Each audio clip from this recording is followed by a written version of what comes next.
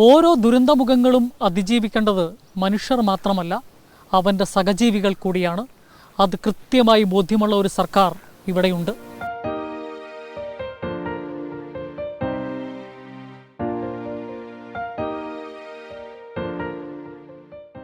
പ്രിയപ്പെട്ടവരെ നഷ്ടപ്പെട്ടതിൻ്റെ വേദന ഈ മിണ്ടാപ്രാണികളും അനുഭവിക്കുന്നുണ്ട്.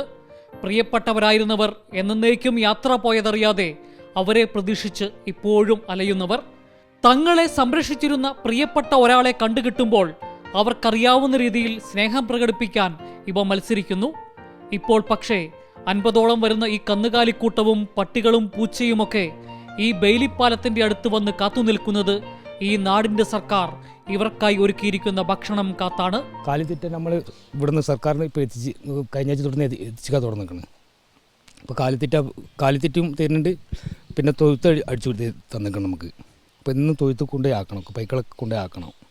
ആക്കി നമ്മൾ ഡെയിലി വരുന്നുണ്ട്. ആ ഡെയിലി രാവിലെ രാത്രി ഇവിടുന്ന് വന്നാൽ രാവിലെ ഇവിടുന്ന് പോവുള്ളൂ. പൈക്കളൊക്കെ നോക്കിയിട്ടേ പോവുള്ളൂ. പൈക്കളൊക്കെ പ്രസവിക്കാനും കിടക്കുന്നുണ്ട്.